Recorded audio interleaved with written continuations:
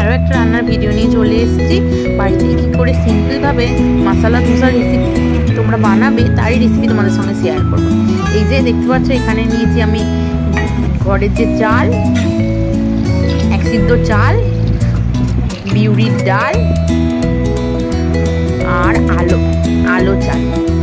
ওই 500-র মতো আলো চাল, 100-র মতো বিউলির ডাল আর ওই 200 গ্রামের মতো ঘরোয়া যে চালটা আমরা ভাতের জন্য খাই আর কি, সেদ্ধ চাল, ওই চালটা নিয়ে আমি 5-6 ঘন্টার জন্য ভিজিয়ে রেখেছিলাম। এবার এই যে মিক্সিতে ভালো করে ধুয়ে নিয়ে মিক্সিতে বেটে নিয়েছি। বাটার পরে পেস্টটা এই যে এরকম হয়েছে। এর মধ্যে দিয়ে দিচ্ছি জল দিয়ে একটু পাতলা করে নিচ্ছি। দেখাচ্ছি তোমাদের থিকনেসটা কেমন হচ্ছে এটা।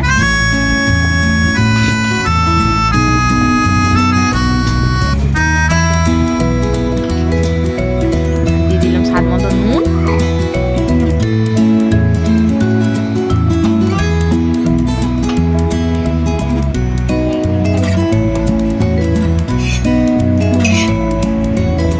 কড়াইয়ের মধ্যে গোটা জিরে আর কাসুরি মেথি ভেজে পেস্ট করে নিচ্ছি। তোমরা এর মধ্যে মেথিও অ্যাড করতে পারো। আমার বর যেহেতু এই জিরে আর কাসুরি মেথি ফ্লেভারটা ভীষণ ভালোবাসে, তাই জন্য আমি দিচ্ছি এটাই হালকা করে ভেজে।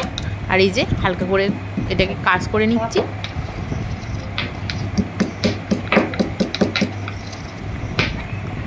বাড়িতে এরকম আমাদের মাংস হলেই আমার বরের আবদারে বা আমার বাড়ির সবাই লোকেরা মাংসের সঙ্গে মশলা ধোসাটা খুব পছন্দ করে। রাত্রিরে পুরো মশলাটা এর সঙ্গে মিশিয়ে দিয়ে ভালো করে এটাকে মিশিয়ে নেব।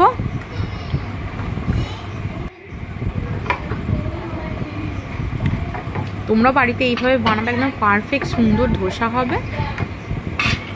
এই যে এরকম আমি তাওয়া বসিয়ে দিয়েছি, আমি কিন্তু তেল ব্যবহার করব না, তাওয়ার মধ্যে জল ছিটিয়ে দিয়েছি।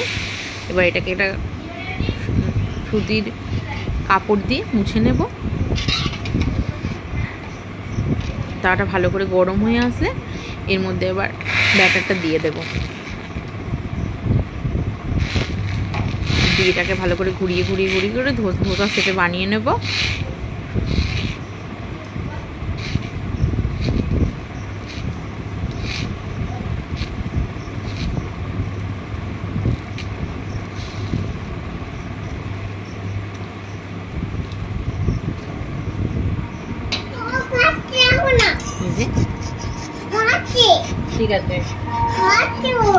ঠিক আছে রে, দেখছি দাঁড়া, ওটা তুলে নিচ্ছি। এর আগে আমি আর একটা বানিয়ে দেখেছি, খুব সুন্দর হয়েছে। নুনটা একবার তোমাদের স্বাদ অনুযায়ী চেক করে নিয়ে দেবে। যেমন একটা ধোসা হয়ে গেছে, আর একটা বানিয়ে দেখাচ্ছি তোমাদেরকে। আবার তাওয়াটা পরিষ্কার করে জল ছিটিয়ে নিয়ে ভালো করে মুছে নিয়ে আবার ধোসার ব্যাটারটা দিয়ে দিয়েছি। এই যে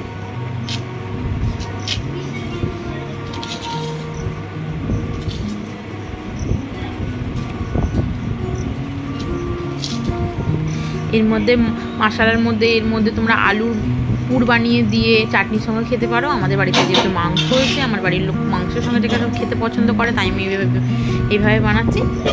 এই যে আমার ফাইনাল লুক।